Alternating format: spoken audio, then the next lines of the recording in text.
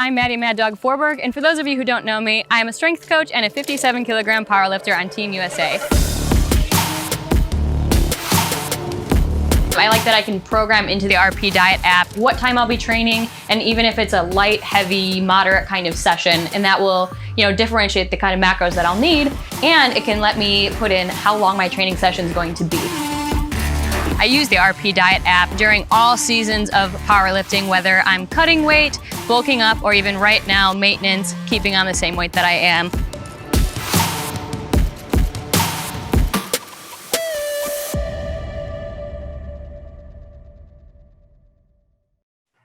Folks, we are back again. Dr. Mike and Dr. James. We are wrapping up the forum questions on RP Plus. There's still a shitload of them from July 7th, but we're going to get through them.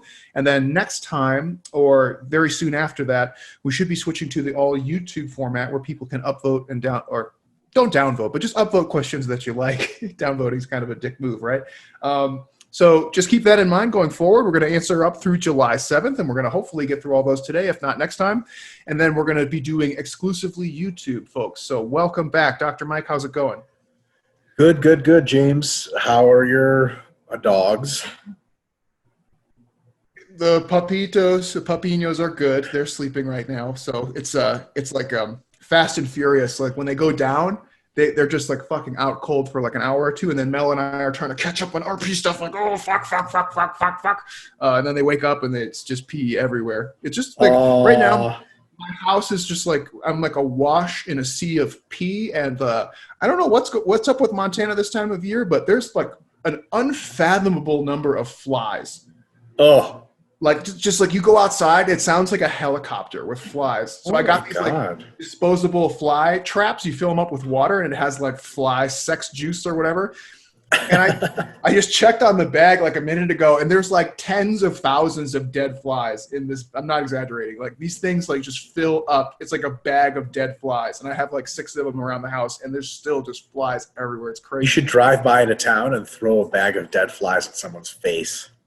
Oh, it'd be so nasty, dude. They stink because they have the bait they use is like it smells like old bread, like somebody peed on a loaf of bread and then left it outside. That's what it smells like.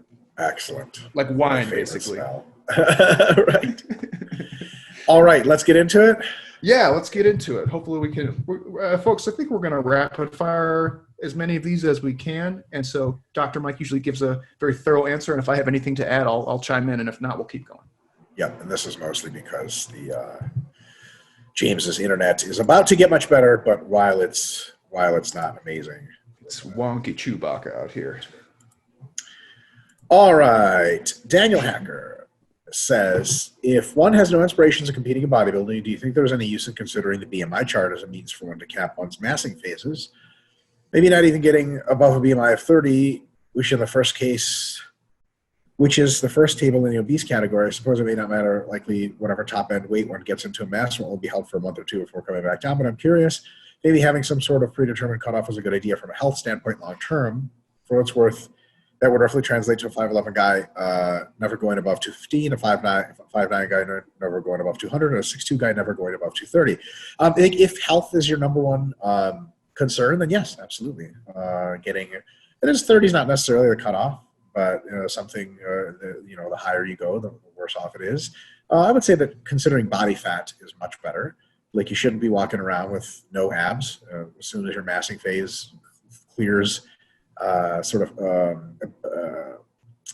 makes your abs no longer visible, obscures your abs, then it's probably time to not get as fat. So that would be the number one aspiration there, I think. And also blood work and your physical. If your doctor says you're super healthy, I wouldn't worry about things too much.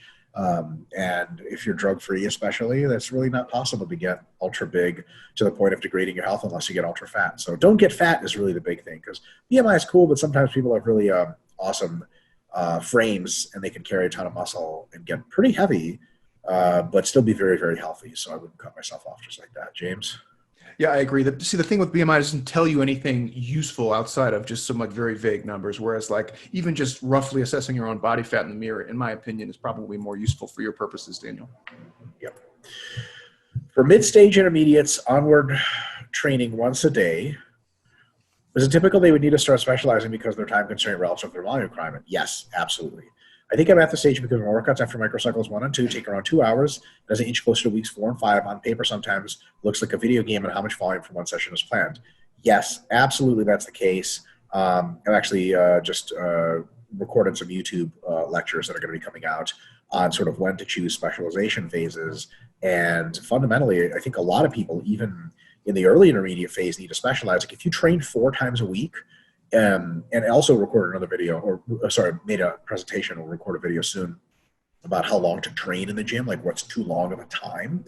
And the reality is, like, James and I get super skeptical on anything past 2 hours. Like if you're in the gym for 2 hours, unless you're like a power lifter who like puts on knee wraps for forever and bullshits with friends for forever and puts on equipment, anything other than that kind of weird thing is anything past 2 hours is really probably just junk volume territory.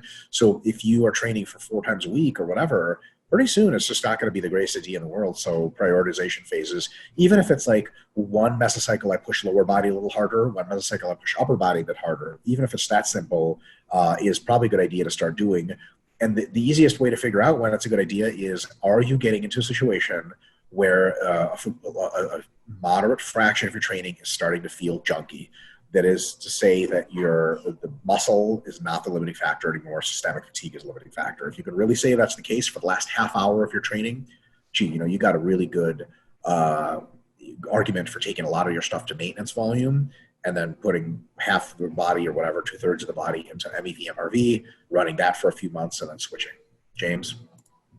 Yeah, absolutely. And it's just a really good way of combating, adaptive resistance from training age too. Because it's like, okay, you could go to the gym for 2 hours, or you could go to the gym for 1 hour and make great gains. You know what I mean? It's like, it just makes sense at that point where it's like, why on earth would I keep doing what I have been doing? And it's costing me so much when I could just do like an arm specialization phase.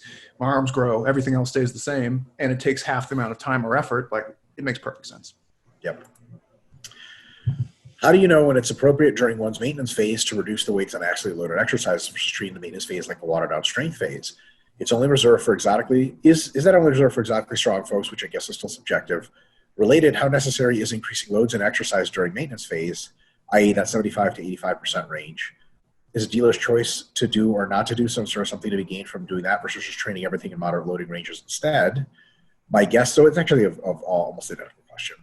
My guess is for beginners and early intermediates, the strength range firstly builds buy-in because it's fun to do heavy lifting combat exercise for the most part. Secondly, sound technique under slightly heavier loads does have a way of further grading technique. Yes. Two, and thirdly, they're pretty weak relative to what they're capable of doing. So 5s for them isn't too tough, totally. However, if the previous suppositions are true, then for the middle, late stage, intermediate onward, I don't see the point. I'm not suggesting you're training 50% 1RM or something like that, but more so just to ask if training maybe 60 to 70% 1RM for everything with 3 to 5 RM for the entire maintenance might actually be a better strategy. So it never shifts. It's a spectrum of how hard you're training during maintenance, but you're absolutely correct that the longer you train, the bigger and stronger you become, and the more nagging injuries that you take up, the more your maintenance phase starts to look like an active recovery phase. And James and I are pretty clear on this, that very high level athletes, bodybuilders and stuff, actually have a limited use for true maintenance phases and a huge expanded use for active recovery. Like you're either going pretty hard or you're doing very, very little. But for folks that are beginners and intermediates, they just don't need an active recovery phase, and they can be making great resensitization while at the same time regrading their technique, like you said, and getting stronger and all this other really good stuff, and being able to train hard while their resensitization occurs. So it's a spectrum. So basically, you might do maintenance phase, basically like a serious powerlifting strength phase for the first 3 years of your training. For the next 3 years of your training, it might start to look slowly over time like a normal maintenance phase, like we would recommend, where you're not really pushing it, but you're still training pretty heavy and low volume. And then after that, for 6 years, your maintenance phase starts to look more and more like an active recovery, an active rest phase, where it starts to be very submaximal, very low volumes, maybe even shorter duration of time. And go slowly into what would look like nothing. Now, that's just a maintenance phase from a training perspective. From the diet perspective, sometimes you do need to take maintenance phases that are longer. And then for most people, they can still be very strength-like. But again, they can be in higher rep ranges and stuff like that, just with low volumes for folks that are too injury limited and beat up to go super heavy. James? Yeah, and so you can. It is kind of dealer's choice to some extent, and there's definitely pros and cons to both. But if you were to make like a training exercise physiology related case for going slightly heavier, it's because it actually reduces the amount of volume that you need to do during that phase. So every time you shift intensity up, the volume landmark requirements go down a little bit. So that means your MVs and your MEVs are slightly lower than they would be at the 10 to 15 rep range if you're working in the 4 to 8 rep range. So that's good in terms of also just getting that resensitization effect and any kind of like volume mitigated wear and tear injuries. Now, going up in weight also comes with its own kind of injury risks and other problems, but that's the case that you make. And you say, I'm trying to resensitize. One of the ways that I do that is by doing less. And one of the ways that I can do even less than normal is by going a little bit heavier than I normally do. Yep, very good. Brandon Armstrong says, I have a few questions about managing expectations in regaining both strength and muscle. First, I'll give a bit of relevant info before diving into the question. I ended up not being able to lift for about 3 months in total due to quarantine. During this time, I was basically able to do push-ups and sissy squats. I was left to use a few rather light bands in an attempt to hit the remaining muscle groups. I finished my massing phase right at 80 kilograms right before the quarantine, but I ended up unable to eat enough to maintain since my appetite crashed shortly after the quarantine started here in Madrid, and was basically sedentary. Aside from the few bodyweight exercises I had space to do in my tiny ass room that I was in. I have been floating around 72 kilograms since about 2 months after and the start of the quarantine and have been eating around maintenance since. I just started my 3rd week back in the gym, but I'm not sure how quick I should see the strength and muscle return. Though to be honest, I don't look like I've lost a ton of muscle from what I can see, at least compared to the last time I was 72 kilogram back towards the beginning of my massing phase. However, my strength has certainly been less loyal than a prostitute wife. Wow. Oh, damn. Not loyal. Although she's not doing anything you didn't already know she was doing, so maybe she is. Yeah, you signed up for this. Come on. Chump. Question number 1, given that I will be eating around maintenance during my re-entry into training mesos, I don't expect to be hitting my rep maxes at the end of my massing phase, being 6 kilogram heavier and not detrained back then. At what point would it make sense to stop training in terms of re-entry and instead start my first real training block? My guess would be somewhere around 2 to 3 months, and then get back on the plan I was doing before hypertrophy, strength, peak, and test, maintenance, rinse, repeat.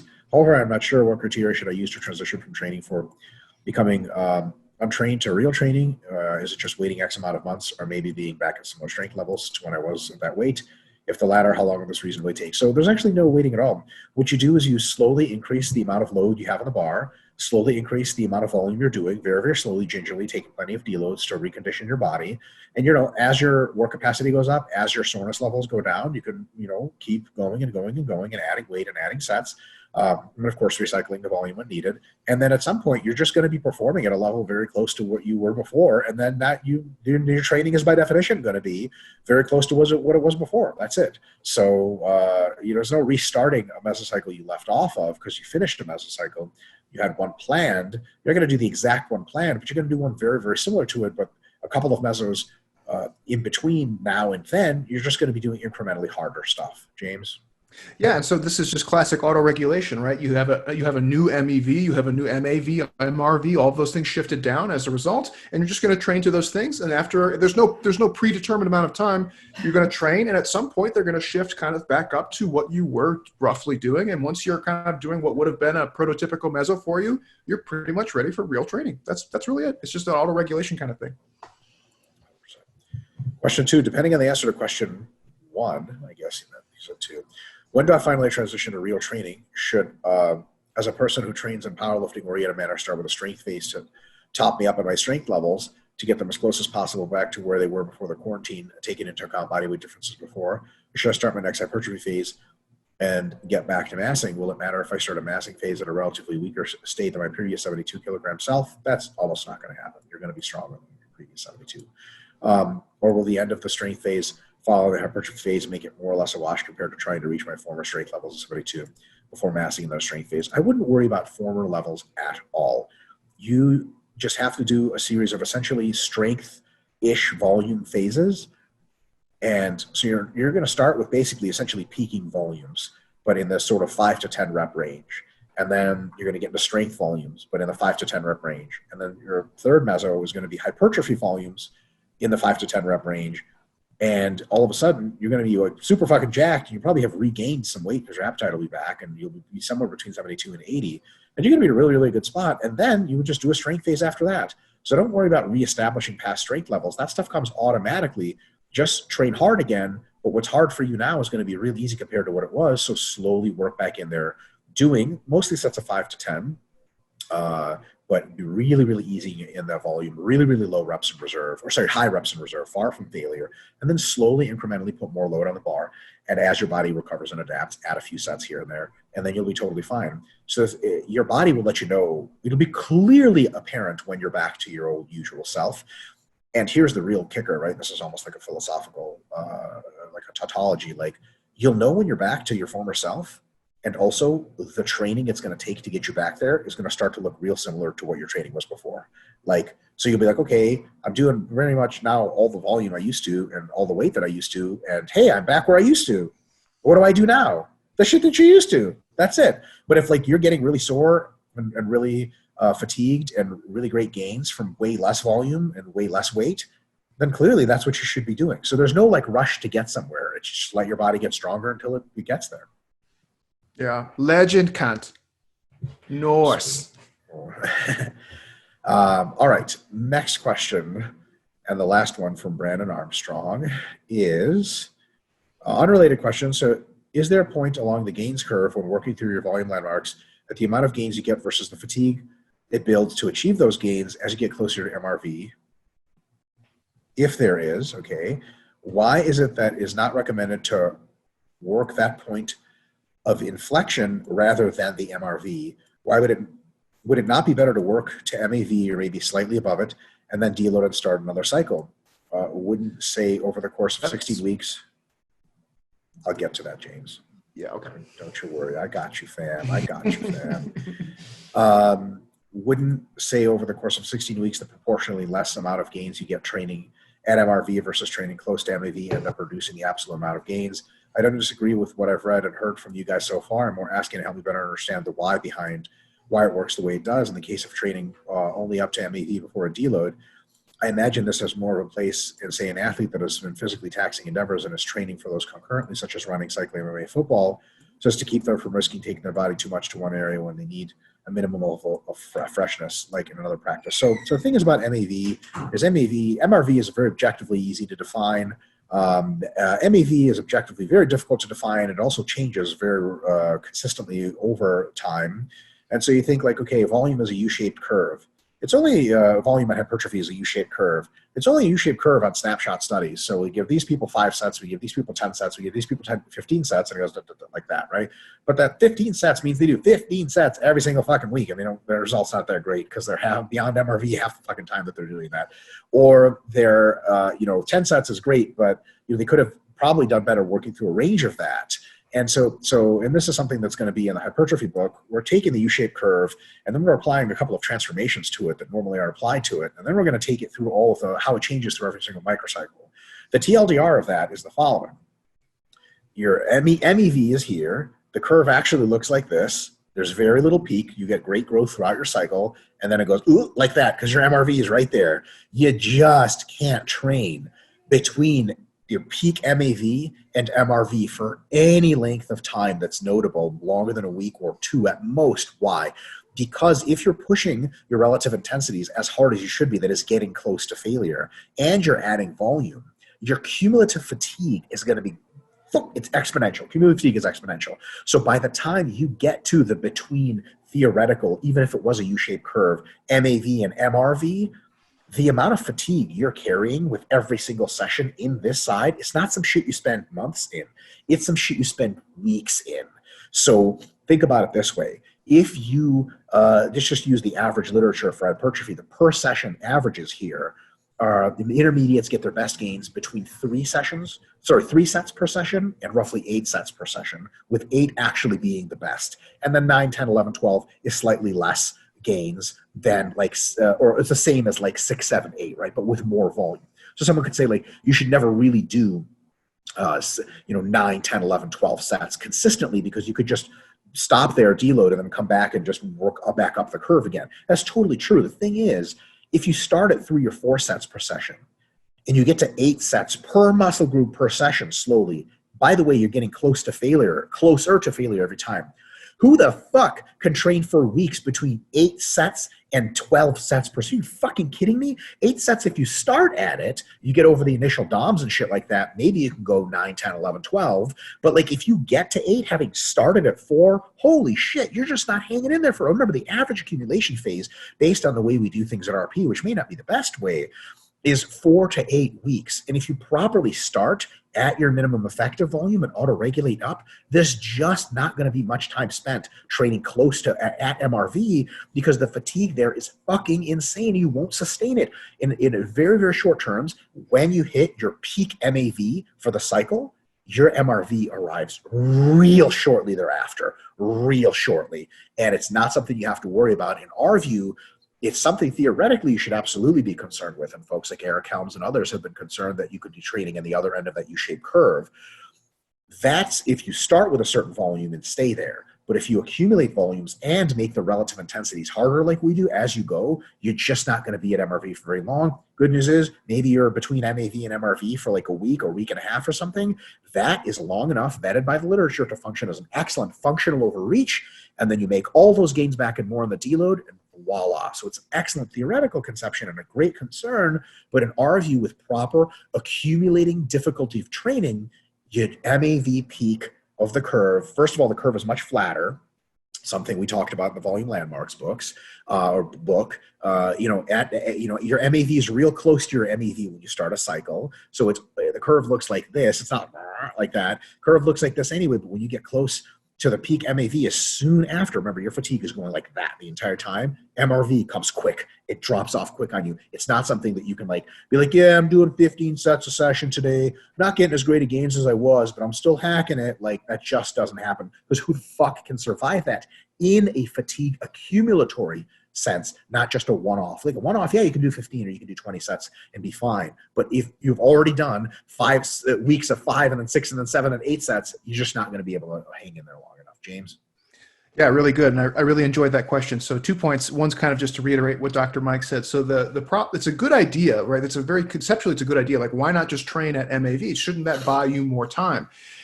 It sounds like it does. The answer, though, unfortunately, is no, right? So the idea that like, okay, I hit my peak MAV and that's here, and my MRV is like right here. Why don't I just keep training here and maybe I can train longer?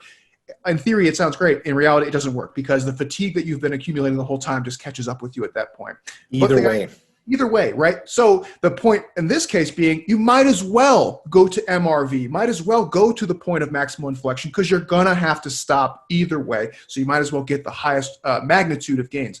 Now, in the volume landmarks that we're doing for the sporting book, I'm making a case that the MAV for sports training, as you kind of alluded to in the last part of that, is not only the point of kind of like best possible games, but also in terms of just time efficiency, the amount of effort put into it. So in sports, you have the problem of how much preparedness you have for any given session, whether it's power, speed, skills, tactics, etc. So the MAV is kind of the optimal dose in terms of how much you're getting out of it, but also relative to how much time and effort that you're putting into it, because we know that you could be in that same situation where here's MAV, here's MRV, but to get to that point of maximal inflection might be a difference of like several hours of training per week to get that last little bit of gains, especially for sporting kind of populations. And that actually is not a good use of your time when you're getting 95% of the gains with much less effort. So for sports, that idea is actually very, very solid, but you're still constrained by cumulative fatigue. So when you're mixing other things, like you gave the example of MMA and some other ones, yeah,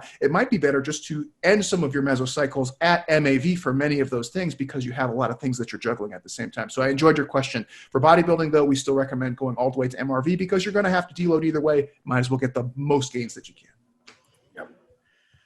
Peyton Downs says, I need help sleeping at the tail end of my cut. Would Benadryl hinder muscle growth? There's no research or mechanism to support that, so I'll just throw that one away real quick. Unlikely.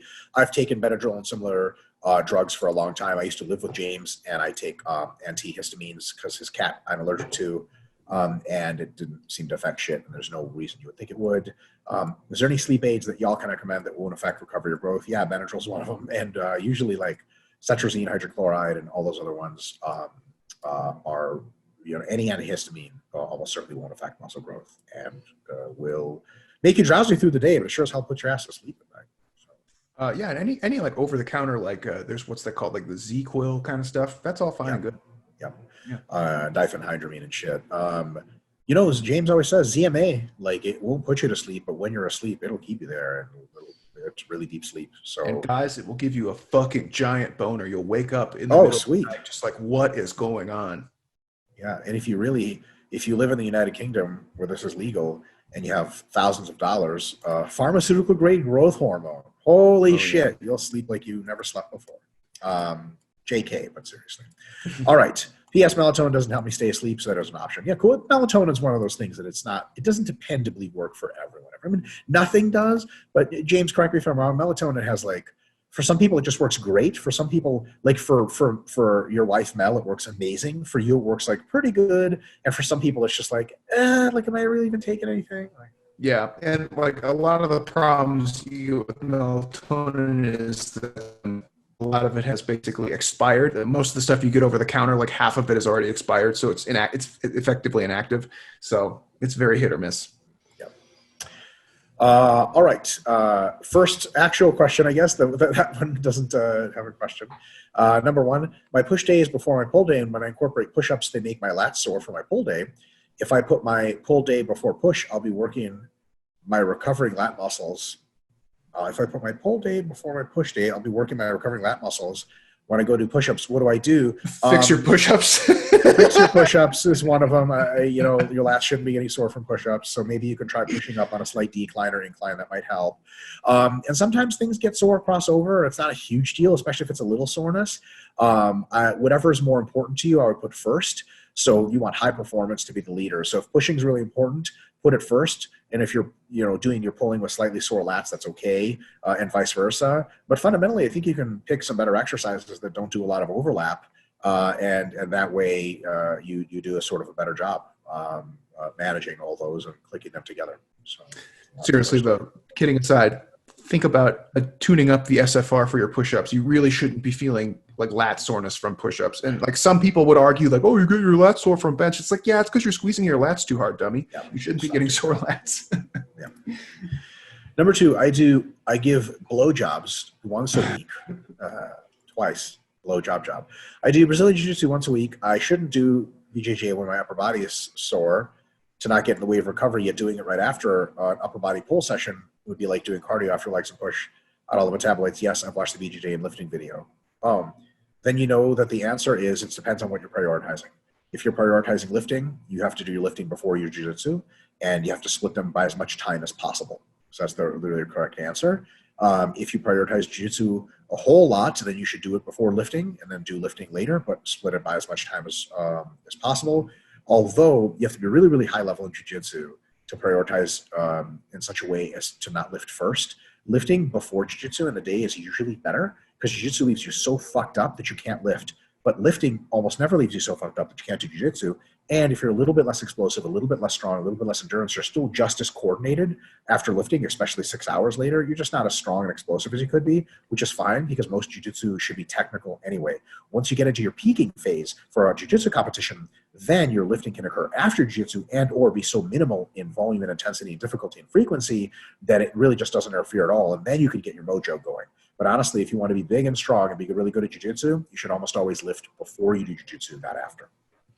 And then just a quick sidebar there too. Jiu-jitsu is more likely to be constrained by the schedule of your gym, whereas lifting is more kind of free and up to you to decide, do I want to get up early? Do I want to lift later? So you kind of go more likely you're going to be constrained by whatever your gym is offering jiu-jitsu classes, which is more often than not in the evening. Yeah. Number three, y'all have said it's a possibility after a long cut you may gain extra muscle when you get back to eating enough. If this does happen, then will this be done in my long maintenance calorie phase after a cut or when I start bulking? So we don't recommend a long maintenance calorie phase after a cut. So it sure as hell won't be done during that. It'll be what's up? Oh my God. Oh my God. Oh my God. Oh my God. Oh my God. Oh my God. Hold up. I gotta maximize my screen. James, you're screen sharing and I can't see much of you. Sorry. Stop screen sharing. I'll stop screen Crystal, come here now. Oh my God, they're so adorable. Honey, are you clothed? They are Okay, you okay? Look at them. They're so useless. My puppy. Like that they have no opinion on what's going on whatsoever. Oh my They're god. so chill. They're They probably just woke up and Mel's taking them for pee-pees, I'm guessing. They just pee-pee. Did they? Yeah. Did they do good? Yeah, they both went out. Oh, we're getting better at potty training. Yeah, okay. Oh my god, they're ridiculous. They're Getting floofier. They came in a little frazzled and flat, and now they're getting poofier, it looks like. Yeah, you give them a little brush, and then all of a sudden they're like, Yikes. they're cute. All right, so just to finish up, we don't recommend a long maintenance phase after a cut. That's if you want to, that's a great idea if you want to continue to go further down and cutting afterwards. So what we do is say long cut, then a little rebound mass phase where you might regain some muscle, or longer mass phase where you regain muscle and gain new muscle, or you do a little rebound mass phase and then you do a little short maintenance, 2 to 4 weeks or something, get your body in order, get everything together, drop your training fatigue, and you start slow massing again. So you should not be doing long maintenance phases after your bulks if your goal is ultimate muscle size in the end. James? Nope, that's it for me. Okay. Jack Natovich, the Natty Professor, the Natty King, Mr. Natty, Son most of the natural man. That's right. That's right. Hey, doctors. I hope you guys are doing well. Me, I've just been ruling over my kingdom as king of the natties. It's the weakest, least physically impressive kingdom around, but god damn it, it is ever morally righteous. That's the most important thing. Funny. My gym opened up recently, so luckily I only had to run 3 weeks of the gym free templates before I could get back to weightlifting training. I've been slowly easing back in, using all the strategies you guys have talked about, applied to weightlifting. When I get into harder accumulation phase, how should I perform hypertrophy exercises for weightlifting like rows, presses, and back extensions? Since the exercises are very general, should they be performed like bodybuilding exercise with a very controlled eccentric and mind-muscle connection, or more explosively?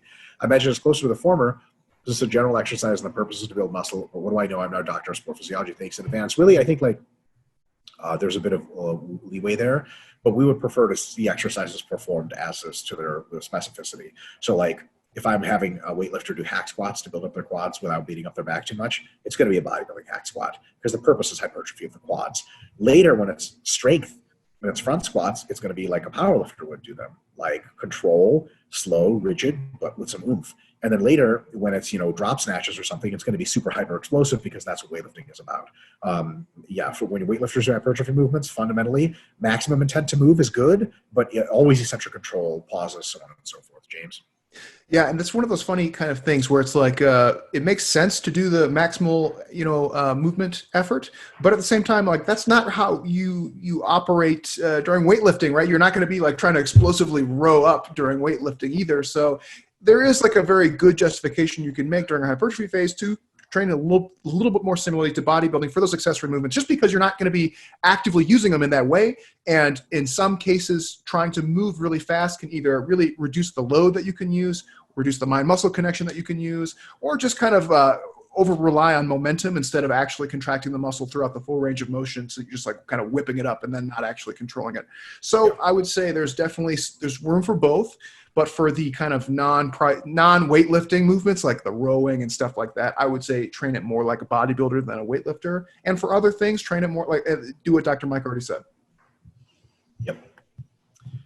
All right. Nicholas Ott has a few questions.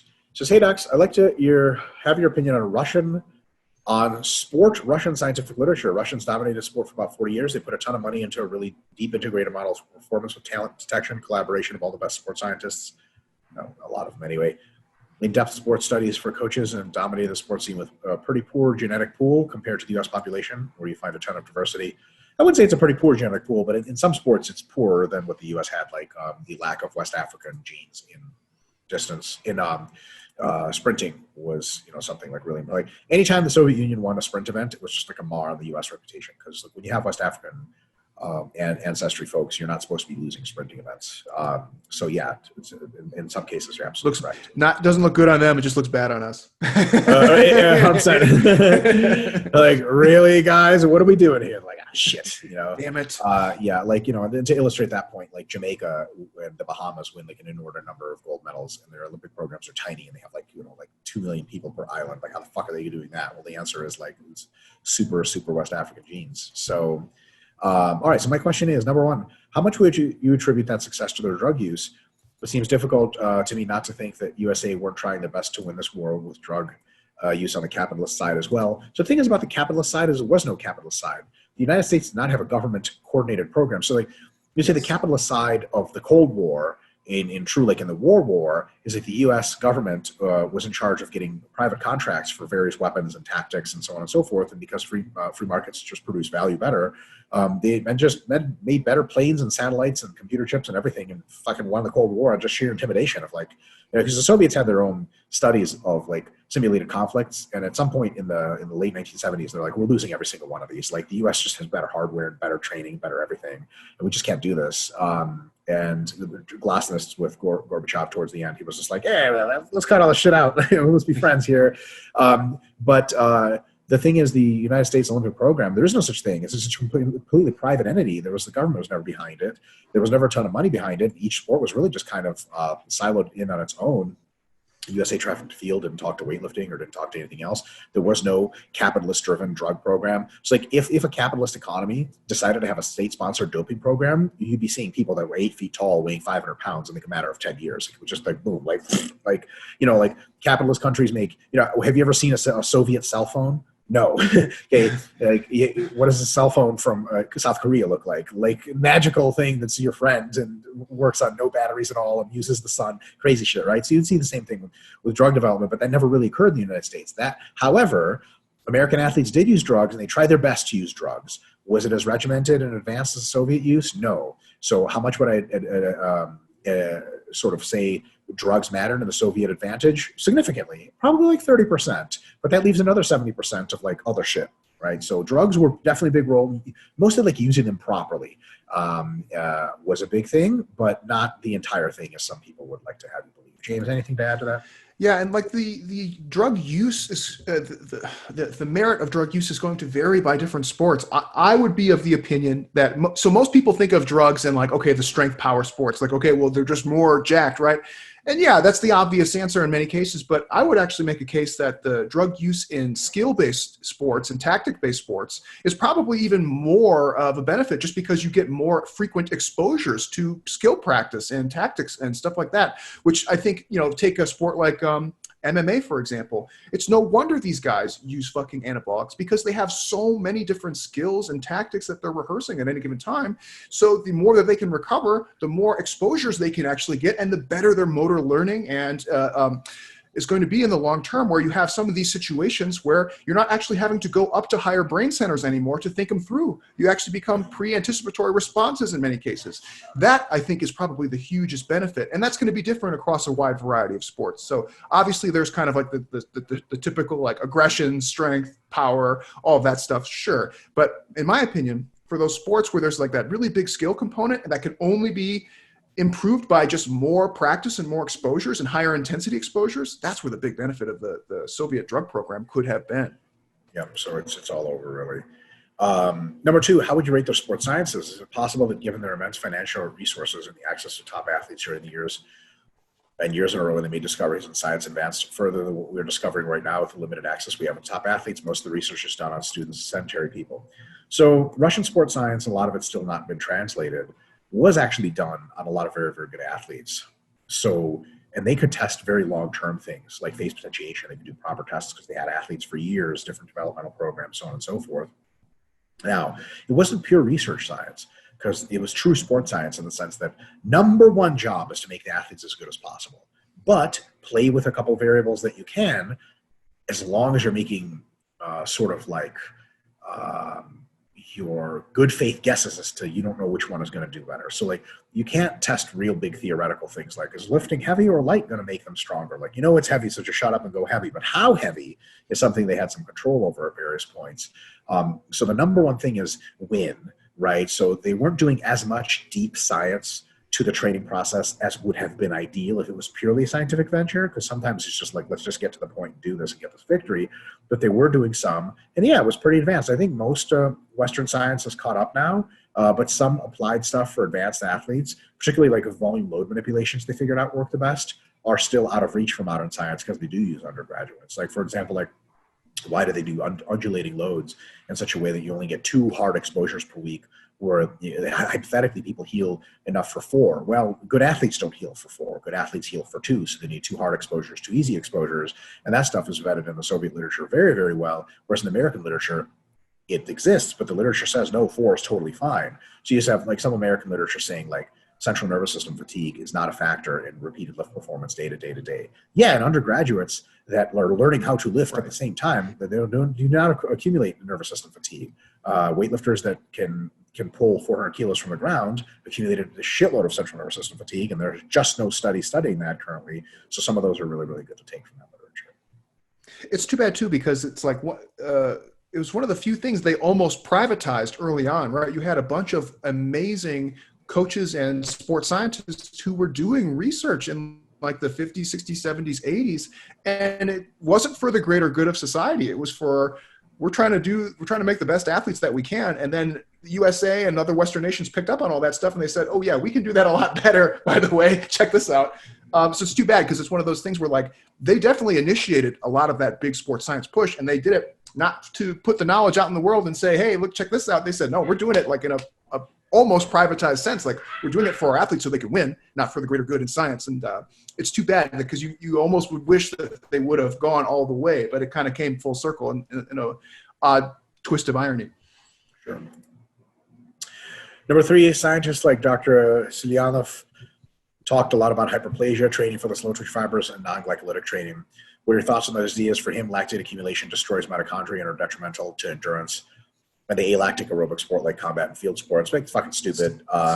It's a specificity issue, first of all. Yeah. Probably just essentially theoretical extrapolation on his part, which neither theory nor science directly has vetted, so it's probably wrong. But I'm sure there's some grains of truth in some of that stuff. The thing about hyperplasia is that hyperplasia is definitely demonstrated to occur in animals, but it's just difficult to pin down on humans. We just don't know if it happens, and it probably just doesn't happen a lot. So at that time, he's probably just being incredibly speculative. So, to my knowledge, training does not destroy mitochondria. It can make them less dense in the muscle. It can actually cause more to grow in certain cases. Yes, but it definitely does not destroy them. No. Number 4, finally, how much faith and time would you put into studying this information? Is it worth it because they're still really very relevant, or is it mostly a waste of time compared to the study of modern science? I know it's a bit outside of the scope of usual questions, but I really love to pick your mind on these matter. Thanks, guys. Well, so like, if you have access to translated Russian literature, it would be really cool to read. And I would just read it with a big grain of salt. And I think if you already know American sports science and Western sports science, I think it's a really great base to understand the Russian stuff. If you don't know a lot of American Western sports science and you start reading the Russian stuff, it's going to be fucking hella confusing, because the Russians also speak, being Russian, I can confirm this is true, they speak in like needlessly complicated ways. Like they'll say transmutation instead of change. And you're just like, what the fuck? Like, and people think like, oh, it's just a bad translation. Like, that's an excellent translation. The Russians speak in Russian excessively complicated for what they're actually trying to convey. So a lot of the stuff is just tough to bite chunks out of, but I think it's nothing that you're going to read and it's going to reinvent the wheel for you. And it's going to be like, oh my God, I know things the Americans ever did. But it can glean some really cool insights and fill in the gaps that the American stuff doesn't have. Or sorry, I keep saying American, the Western stuff doesn't have. So if you have access to a lot of good Russian literature and you have a good stable base of Western sports science, it's really cool and worthwhile to read into, but I wouldn't go in there thinking like, this is going to revolutionize my training methods and I'm going to discover something that makes me the best Olympic coach of all time. Yeah, I totally agree. And it's probably not worth your efforts to read anything, whether it's Russian, Western, or otherwise, that's, 20 years old or more outside of just for fun and interest. Sure. I would stick to things that are more, I don't want to use the word contemporary, but, like within the last 10 years or so, because in this field, including reviews and textbooks. Yeah. Yeah, exactly. Things moved really fast. So like what we were doing 20 years ago was like, okay, we're cool, but now we're like way beyond that already. So it seems we're an emerging field. So we're on that exponential curve of growth in terms of the body of research. So You read textbooks for stuff that came out 20 years ago. You read meta-analyses and literature reviews for stuff that came out 20 to 50 to 20 to 5 years ago. And you read current studies, single studies for stuff that came out 5 years ago or sooner. That would be my kind of basic rule of thumb. And the exact time frames are not specific, but like stuff from way back in the day can be summarized excellently through textbooks. Stuff that's a bit more recent, the textbooks haven't really summarized well yet, meta-analyses and literature reviews. And then stuff that's like published last month, published last year, not a meta-analysis yet, you can read individual studies for whatever they're worth. So, all right, Ido Yoshe says, hey docs, hope you're having a great day. I'm currently debating whether I should structure my mesocycles for load and rep progression or progressing sets from my MEV close to my MRV. Okay, so I'm just going to solve this problem for you right away. You always progress. I was going to say, this seems more straightforward than. Yes. You always progress in load and reps to keep your RIRs where they should be. That's it. And then if on top of that progression, there is insufficient volume for you to know that you are doing a good enough job to get close to optimal, for example, you're progressing in load and reps to hit the RIRs you want, but you are completely not sore from training at all. You leave training feeling like you could have done 10 times more and not tired at all. You heal way on time and your strength is skyrocketing. You know, and based on the literature we have on volume, you're on the way low end of what would we recommend. You know, we talked about that 3 to 8 set continuum. You're doing 2 sets per session and you just like, should I go up? Yes. Then the answer is you add sets if recovery allows and all that other stuff. But you never use sets as an interference mechanism for progressing through load and through reps to hit the RIRs that you need. So in any one given session, to hit whatever RIR you need to hit, you need to be progressing in load and reps. But between sessions, you decide, okay, I hit all my RIRs by increasing load or reps to whatever amount, but should I, to what extent should I add volume based on how well I recover? Because you can think of a hypothetical example. You can progress in load and reps entirely just doing 1 set per session. But at some point, you'd be like, okay, I'm progressing as much in load and reps as possible. Why should I progress in volume? Because 1 set, doesn't matter how good your progress is just not enough. It's almost like this. I made this analogy other times before. You're making a pasta dish that's really tasty. The load and the reps are the sauce and the meat. Okay, there's a certain amount of optimal to have to make a super tasty pasta. Volume is how much of that shit you're eating. It doesn't fucking matter. You guys ever been to expensive restaurants that like give you the greatest fucking pasta dish ever, but it's like a fucking spoonful? They're like, no, until our next tasting at it. And you're like, what the flying fuck is this? I want more of this shit. God damn it. Are you just fucking with me? So you can have the highest quality training in the world. And to that end, along with good technique and a good mind-muscle connection, RAR is what controls training quality. Once you have high quality training of a certain amount, that's how you keep it high quality, is you would adjust load and reps to keep going. But on top of that, sets might also need to be adjusted because it doesn't matter how tasty your fucking pasta is. You just need more fucking pasta at some point. Let me see the rest of the question. James generally agreed with that before I read the rest of the question? Yes, and then the rest of the question gets back to Eric Helms's point, which I think we beat to death either last time or the time before. Okay, let's see. I'll just read it through and let's see if there's any other points we can address that we didn't. I have been lifting for the past 8 months and super serious for the past 6 months or so. In my first 3 months, I focused on technique, which allowed me to reach where I am today. That's really great. Great idea. A lot of people don't do that, so you're already winning there. It's the first month, try kill yourself with as much failure training as possible. That's what most people do. And then allowed me to reach where I am today. I'm able to do a lot of sets in a single session without volume really suffering. What does that mean, volume suffering? Anyone can do a lot of sets in a single session. Volume is not the outcome, it's strength that's the outcome, but we'll get to that in a second. 3 to 5 minute rest on compounds generally. Okay, you're resting way too long. 3 to 5 minutes is what somebody super jacked does. You can rest much less and save a lot of time. Give you that. Does he mean like his reps dropping off? Is that what he means? Yeah, but like that doesn't really matter. So Right. I think I'm just trying to imagine what he meant by that. Sure. And my work capacity is high. I can squat 105 to 110 kilograms for 8 sets of 5, which is the top of my MRV.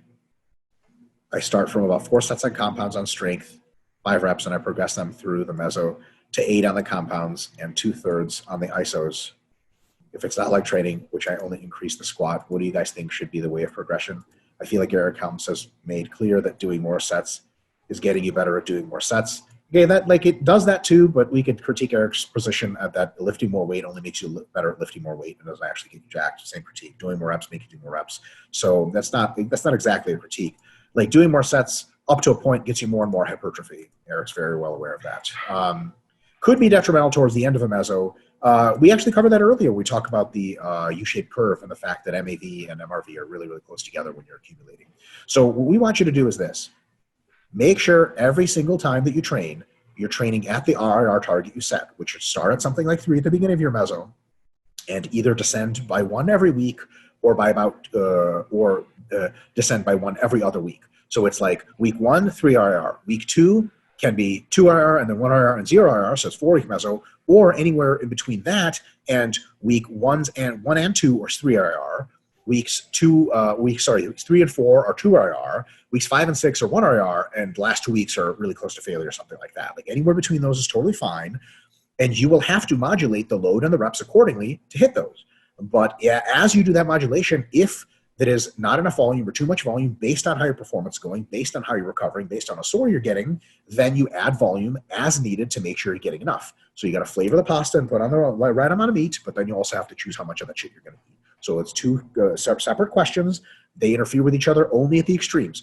Here's where they interfere with each other. You say, okay, if I put a shitload more load on the bar, I could get stronger faster, but that would push my RIR too high, and then I would have to drop how much volume I'm doing. Well, now you're just doing strength training. You're clearly just biasing it to one way or another. So do a good job adding reps and load to get these clear RIR targets starting around 3 or so.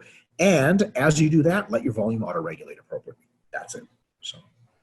Yeah, and we've talked about this before, but the critique of like doing more sets gets you good at doing more sets is also flawed for the reasons that Mike already stated, because it's circular. But also, like, yes, that's also true because you build work capacity and muscle. That's why you get better at doing more sets, right? It increases your tolerance to training. So it's kind of like, yes, it does make you get better at doing more sets, which is because you're growing muscles. Duh. And every now and again, you get into a situation where you get into the high volume so often that you become sort of more resistant to hypertrophy. Your MEV goes up a lot, your MRV goes up a lot, you become more slow twitch, you have a huge work capacity, but not as much growth ability at any one level of volume. And that's why we advocate frequent deloading and low volume resensitization phases to bring you back down to earth so you can have a nice low MEV again and cycle through the process. That's it. Yes. All right. Khalid B says, hello docs, I'm hoping you're well and healthy. I would like to start off by thanking you for the advice you gave me a few weeks ago. I've been lifting for 3 years with high volume. First year was an inconsistent bro split. Sounds like everyone. And I was just spinning my wheels, and the whole time without seeing performance increases. I started training with 20 plus sets for each body part. I just stuck with that throughout my lifting career.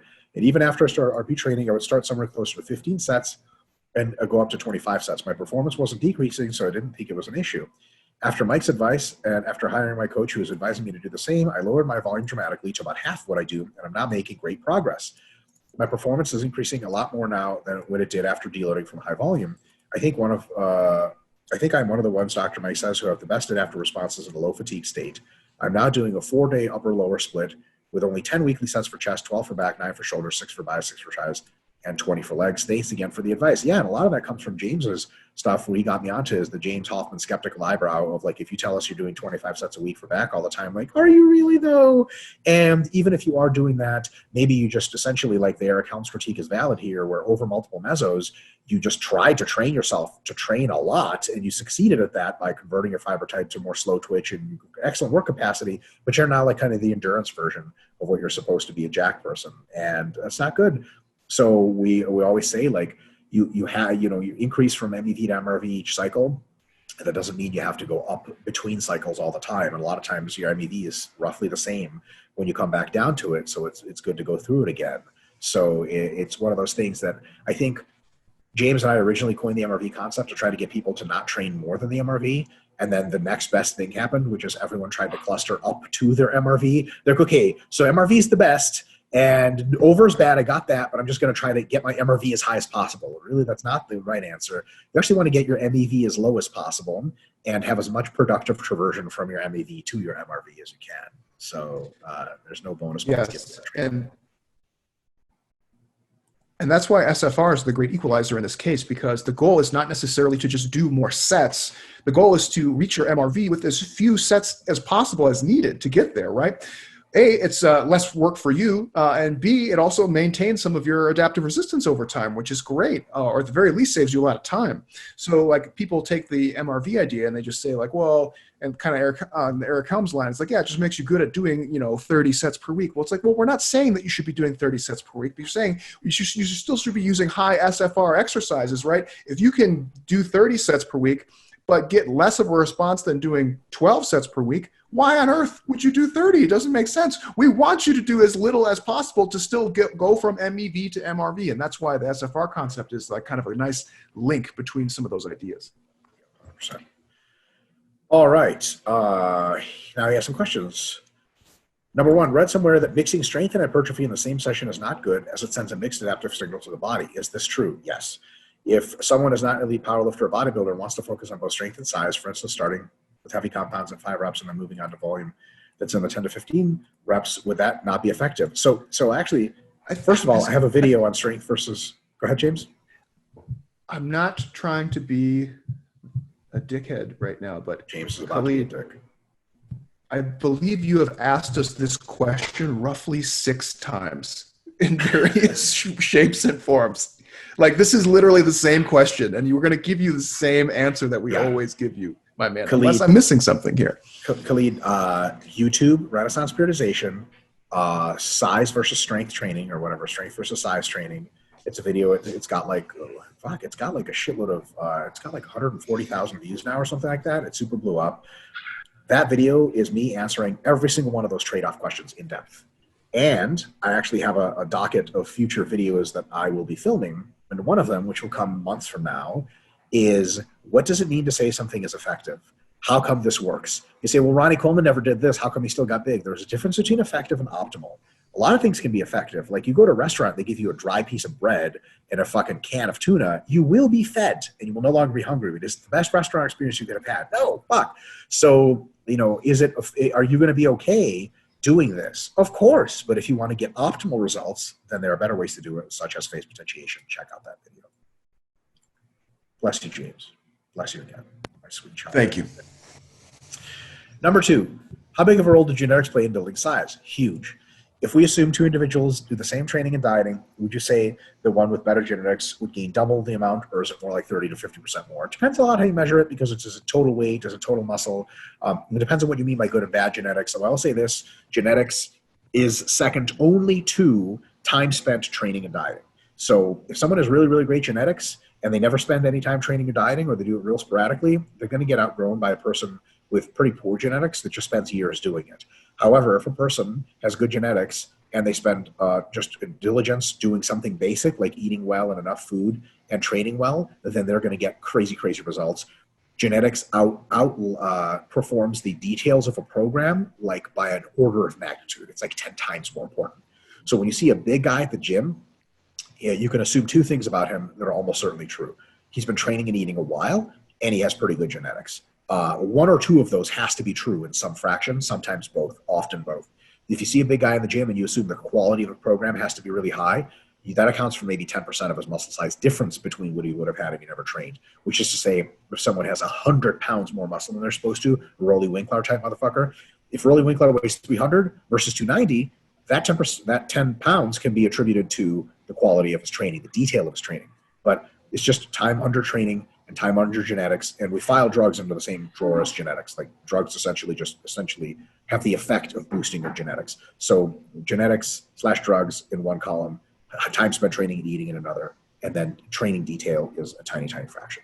So, yeah, a wise man once said, hard work beats talent when talent isn't working hard. Yeah, 100%. All right. Number 3, would you be able to quantify an impact of stress on building size? I know it lowers one's MRV, for instance, but again, the same scenario. Let's say 2 individuals are following the same training and diet plan. One of them has high stress and anxiety, the other doesn't. I believe we answered this exact question before. Did he just I swear to God, like I've been every single one of these, I'm like, this seems like a repeat. Maybe he reposted it. That's probably what happened. That's why it seems like this is redundant. We've answered this question before, Khalid, so you go back to one of the other ones. And honestly, like I think this is just a repost. So if it was a repost, sorry for busting your balls here. I think the number 4 is a new one. It looks new. I don't think we ever answered it. Maybe we have. I'll just answer number 4. Are there noticeable differences in sine gains as a result of change in testosterone levels within the normal range? For instance, I'm 25. My test levels are 465 nanograms per deciliter. That's actually very good. A few months ago, they were 505, but I'm only on a deficit, so maybe it was a bit lower. If I increase my test levels naturally to say 700, will there be a noticeable difference? So first of all, you won't increase your test levels naturally to 700 because there's no way to naturally increase your test levels outside of doing things like sleeping more and eating more and not training too much, which helps you much more in that you're doing that through the pathways than it is in the test. Will there be a noticeable difference? Likewise, what if it dropped to say 400? So within the normal range, there's very little effect in weeks or months of time. Over the years, it will play a role.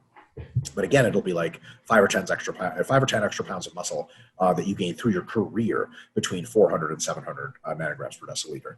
If you're more like in the 200 to 300 range versus the 900 range, it's going to have effects you can measure in the course of months. So your training is going to be smoother, a little bit more strengthy, and so on and so forth. But I just really honestly wouldn't worry at all about anything north of 300. You're totally good to go. And if you really want more testosterone, you're going to have to go to the dark side for that shit because none of that working. There's nothing that fucking naturally boosts your test that doesn't also do great things like make you sleep more, make you eat more carbs. Yeah, agreed. All right. Theano P.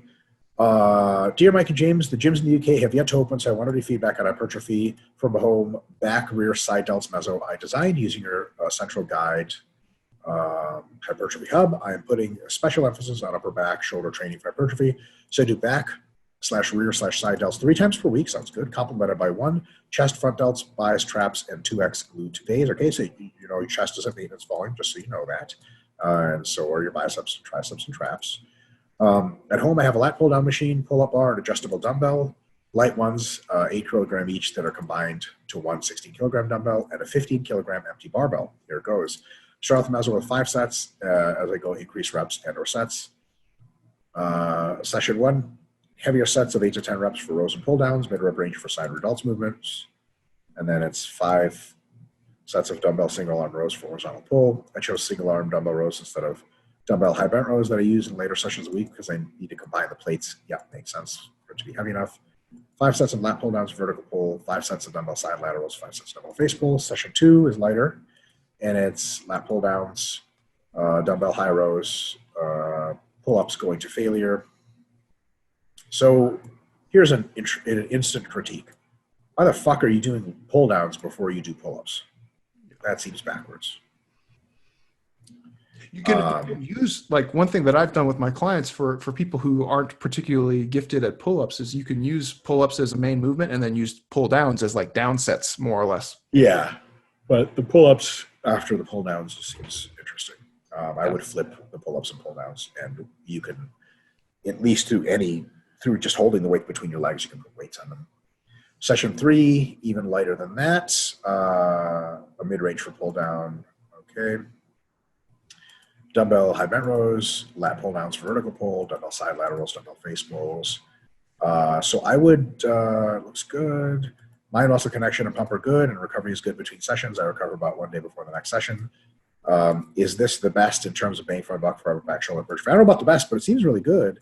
My only 2 critiques, so one, there's the pull-up thing, and one is you have dumbbell side laterals and face pulls exactly the same. I mean, there's different loading. It's exactly the same exercises, 3 sessions in a row. I would say maybe in the last session, try to do some dumbbell like slightly bent laterals, and instead of dumbbell face pulls, try to do some other kind of situation, dumbbell upright rows, to get a little bit of variation go there as far as exercise. But other than that, I think it's good.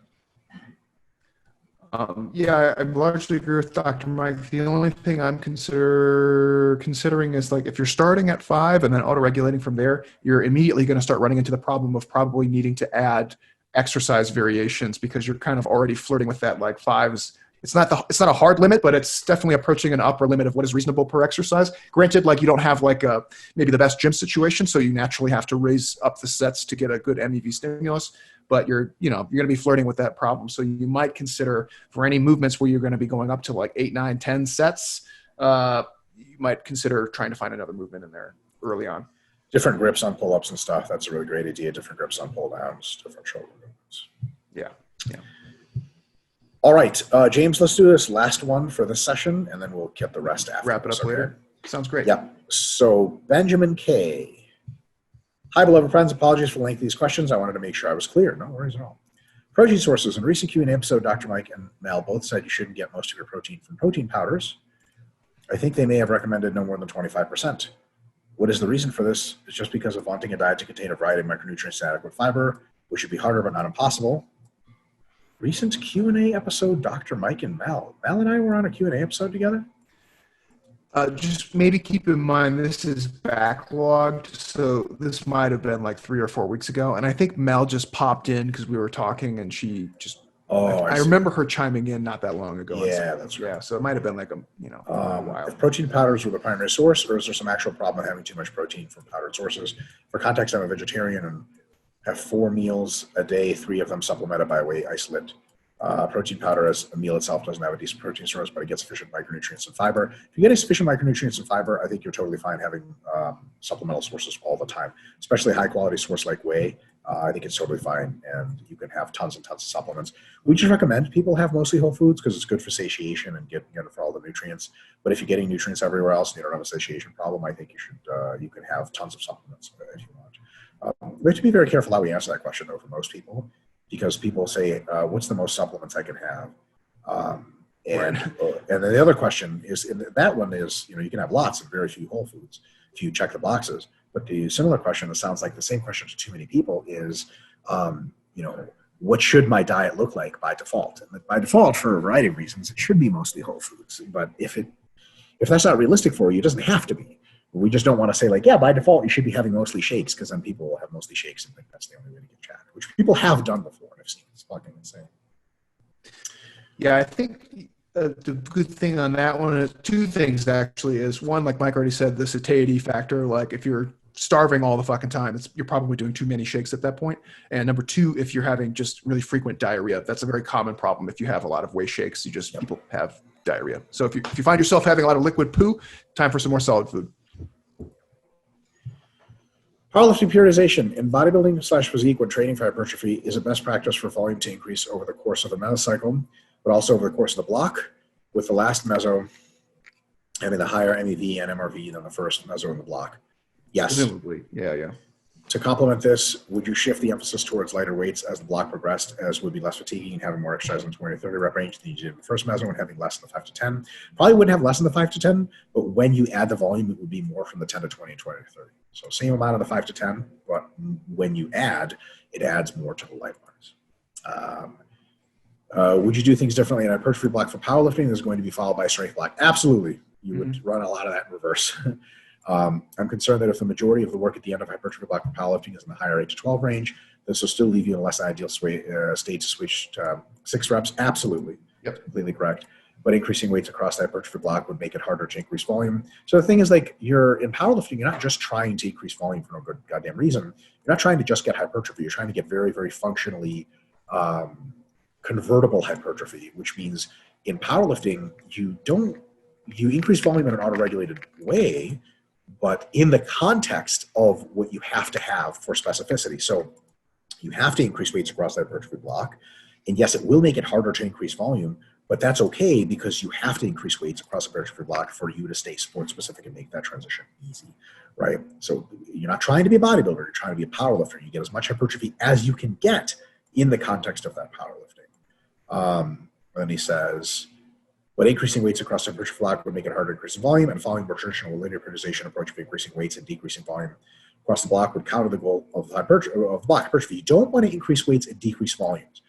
You want to increase weights and keep them in a 5 to 10 rep range. And if that requires a volume increase to give you sufficient stimulus, so be it. What you don't want to do is increase weights and use super high rep ranges and increase weights just by a little bit so that you can increase volume a ton. You want to increase weights substantially and have most, not all, of your difficulty of the sessions come from weight additions. And here's another one you can rule right out. Rep progressions are probably a poor idea for powerlifting hypertrophy phases. So people say you can add weight or reps. In powerlifting hypertrophy, you just add weight, right? So, I did sets of 8 on the hack squat last week. Should I do sets of 9 this week, or should I do 10 more pounds? 10 more pounds almost every time, because you want that transition to strength to occur better. And the sets, remember, separate question, because that's auto-regulated based on how much you need. But because powerlifter, you might have not very high work capacity. You might not need a whole lot of sets. Right? That's it. And he basically nails it here kind of at the end of the question. the only solution I can think of is to begin the strength block in the 8 to 10 rep range and taper it down to 5 to 6 as the meso progresses. This risks losing valuable time, though. Oh, sorry, I read that wrong. Yeah, you don't have I read it as block progression. If you said block, then yes. As meso, no.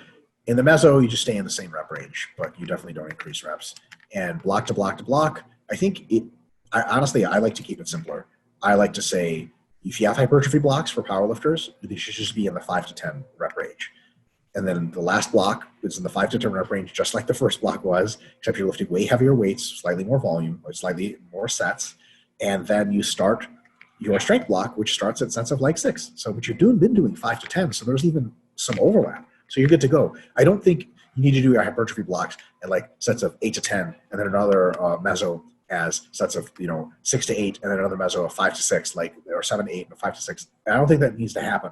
I think you can just do 5 to 10, 5 to 10, 5 to 10 if you're doing 3 hypertrophy mesocycles and 1 hypertrophy block for powerlifting. And then after you're super fucking strong and you're ready to hit the strength stuff. You might see more of a distinct progression in like the downs, or not the downs, excuse me, in like the lighter work that you're doing. So you might have your heavy day 5 to 10, and you might consider having some lighter days like 8 to 12 or maybe 10 to 15. And then as you progress across the block, those lighter days are going to actually see that kind of more distinct chopping down as you go. And so when you get to like your meso 3 of your mass, you might not actually be having that much lighter days. You might just be doing as much of the heavy training as you can tolerate at that point. Yep. Microcycle programming. A few times recently, you've suggested that heavier/low rep sessions should take place early in the week and heavier exercises early in the session and lighter, higher volume sessions later in the week. I've always programmed the different heavy sessions for each lift to be separated, to be dispersed across the week. That's totally fine.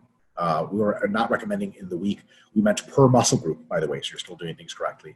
E.g. heavier bench earlier in the week, heavy squat in the middle of the week, and heavy deadlift in the end of the week. That's totally great. This means that a single session wouldn't be all heavy exercises after squats. I'm unlikely to be able to do much quality bench work, let alone deadlifts. How would you mitigate this? There's no mitigation. We meant it as per muscle group, not total. Also, given that each week runs into the next, we don't just do a single accumulation week. Meso doesn't really matter if the heavy session is at the start or end of the week. Yeah, because the end of the week in our model is easier and takes like 1 extra rest day before you restart.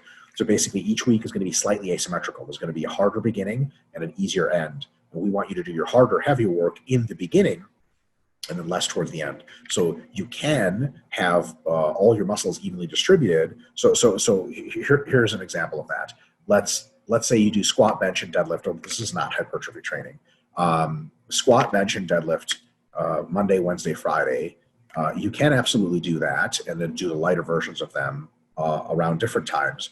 But there should be also a distinct time where you sort of back off and let your body heal. So it might actually be better to do squat, bench, deadlift Monday, Wednesday, Thursday, so that you have Friday, Saturday, Sunday to really recover from all heavy training and have a little bit of a much easier, much lighter thing than maybe it is to spread out the loading evenly. But to be completely honest, all of our recommendations have been made for pure hypertrophy training, and this heavy squats, heavy bench, heavy deadlift is powerlifting, so it's slightly different context and would be managed a bit differently. They would definitely diverge at some point. Yeah. Also, given that each week runs into the max circuit, we've covered that. Your reasoning is that it's much easier to do lighter volume work after heavy work than it is to do heavy work after lots of volume work, but by the time you're doing your heavy strength work at the start of week 2, you're effectively going to be having to do that. No, because you took the extra rest days after that. So, but different for powerlifting and bodybuilding. All right, next question series, concurrent hybrid approach. In the differences between training for size versus strength video, somebody did watch it. You outline a concurrent hybrid approach. Do you think that there are people who would benefit more from this style of training than a periodized phasic approach? No. You mentioned... No, I don't. God damn it, how many times have we answered this? Yeah. So are there people that would like it more? Sure. Yeah. And then that way they would. Is it more interesting than doing one or the other? Yeah, sure. A little more variety, a little more spice, but can't say it's better. Right. You mentioned intermediates can benefit from the low complexity of it, but I'm guessing it refers to the ability to be consistent out here, correct? If we set those elements as psychological benefits aside, is anyone who will benefit more from the phasic approach or the phasic approach always be more ideal? I've entirely bought into the phasic approach logically, but in practice I've struggled to make much strength increases over the last couple of years. I keep hypertrophy phases in the 6 to 10 rep range, but always find that I've lost strength when I switch back to strength training and low bar squats and deadlifts rather than high bar squats and block pulls. There might be something wrong with what you're doing in other capacities. Maybe you don't have to pull out those lifts. You can keep doing those lifts, but in a different rep range or lighter and as practice. So when you come back to them, you're not out of practice. But fundamentally, phasic structure is some kind of phasic structure is better. So you maybe want more of a mix of the two, but a pure 50-50 mix and true hybrid training is going to vary for very few individuals under circumstances I'm not even aware of what they would be, bump up into that sort of thing.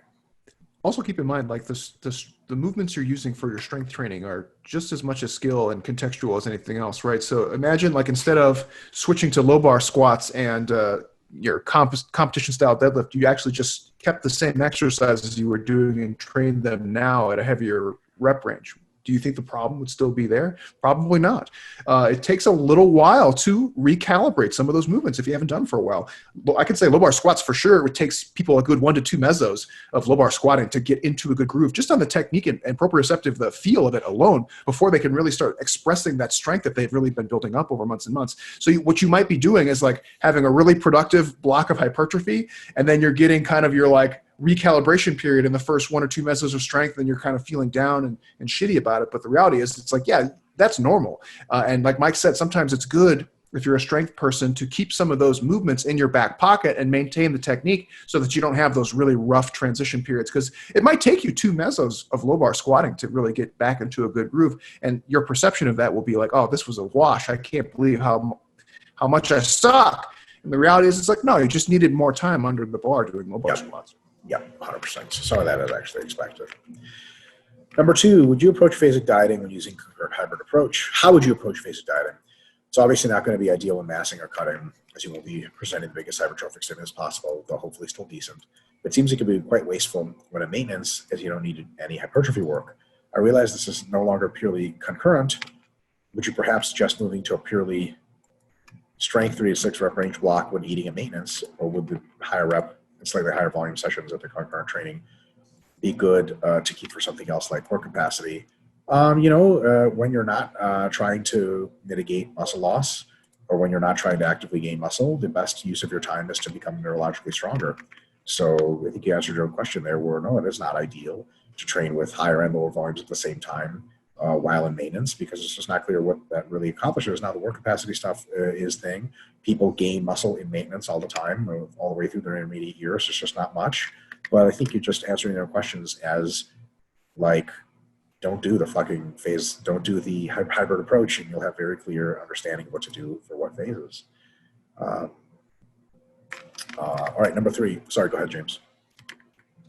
Yeah, no, I was just to say, if you do the hybrid approach, I would just do maintenance at that point. You'll have, it's like, because you're already admitting that you don't want the best of one of those worlds, right? And so at that point, you just want to have like good training. And so if you eat at maintenance calories, like you'll have really good training during that time. Like your tolerance to doing a lot of volume will be up, your ability to maintain high intensities will be up, and that's great. And but you have to just make peace with the fact that you're not going to be probably gaining muscle or gaining as much strength as you could be had you just chose one or the other. Sure. In the longer term, would you need resensitization phase or active recovery phase when using the concurrent approach? You wouldn't need resensitization phases often because your average volume is low, but you would need them less often. And you absolutely would need active recovery phases as often because your total fatigue exposure is the same. Yeah, and possibly even more because you're lifting heavier on average throughout the year. Not necessarily, but that would be something I would kind of lean towards. Like, okay, well, if you're doing a lot of like 5s and 6s, like, yeah, you might have to take a little bit more. Less resensitization, more active rest potentially. Yeah. Number 4, I know these sorts of questions are very hypothetical, but if you've provided estimates, sorry, I lost my train. But you've provided percent estimates for elements in your training, dieting principles, and elsewhere, sir, be absolutely willing. How inferior to the phasic approach do you think the concurrent approach is? 80% of the strength of hypertrophy across the training career? Oh, I think it's like 90% or more. Phase potentiation is just not that powerful. The real thing James and I always say is we're not here to give you advice on what works. We're here to give advice based on what we know works the best. And then you can take it and sort of shortchange it any degree you want and say, okay, I'm not going to take all the advice. I'm just going to take some. And that's totally cool. Phase potentiation is just not very powerful. And I would say that it absolutely I think you can make 90% or more of your strength using hybrid training. The real thing, and this is why like someone like Chad Wesley Smith doesn't use it. Chad Wesley Smith coaches powerlifters that already eked out 90%, and they want to win worlds. And they can either make no gains or make the first gains they've made in years doing a phase potentiator approach. And also, even if they haven't milked out all their gains, they go to nationals and they want to take third or second because, the first in their class is just a stud. And they don't want to take fourth or fifth.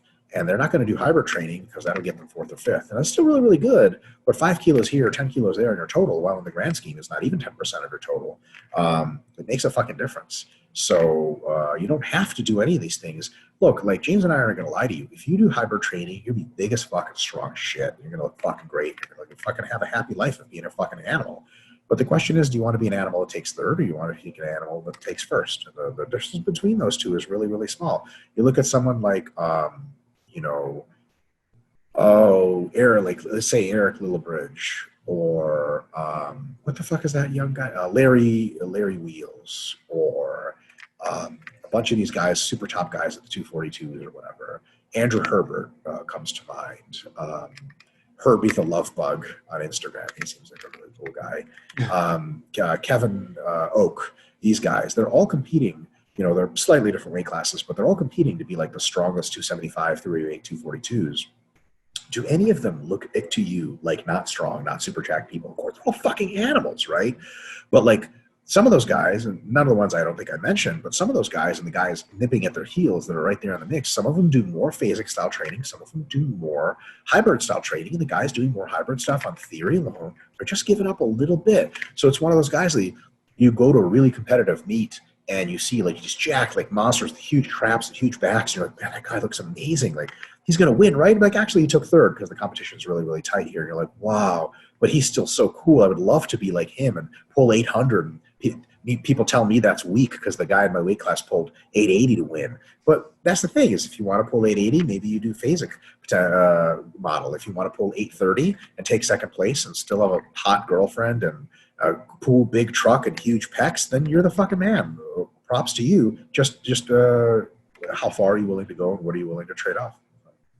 Yeah, very similar to the point we had earlier in the webinar where it's like, should I train all the way up to MRV or just hang out at MAV? It's like, well, it's an opportunity cost. Like there's trade-offs of doing both. Like you could, if you want to be the best, then Mike and I give you that top and down kind of like, this is what you do for best performance. But you can probably have quite a bit of compromise, just doing a little bit less, getting virtually the same gain, maybe a little bit less, but most of the same gains, and probably having fun or a lot less fuss, which is a big trade-off for a lot of people. And it's like, we can't snub our nose at it too much. Like if you don't want to go through all the rigmarole and you want to do something like that, you're going to do just fine. So, folks, that's it for this time. We have one more webinar, which hopefully James and I can actually knock out in the middle of this week, where we finish up all the RP Plus stuff forever, and then we get straight to YouTube. So YouTube, chill for a sec. We're going to answer your questions in about a week here. So that's that. So friendly reminder, we're going to wrap these questions up, and then we're going to switch to the YouTube format. So folks, always go to the most recent webinar, which will be on the RP YouTube channel. So you can just subscribe to the RP YouTube channel and it'll pop up for you. Go to the most recent weekly webinar, and then you can either drop your questions in there, or if you see a question that somebody else has dropped and you really like it, upvote it. We're going to pick the top 10, assuming it's not the timestamps or other silly things like that. Milo gets his questions. Milo always wins. Like, Milo, I know you're getting upvoted, but none of these are questions. They're just restating other people's questions. Exactly. So just remember that if you guys posted on RP Plus after July 7th, we're not going to take those. And if you feel really passionate about the question that you dropped and it's not getting answered, drop it in YouTube, and hopefully people will upvote it as well, and we'll get to it. Boom. Thanks for tuning in, folks. All right, folks. See you next time.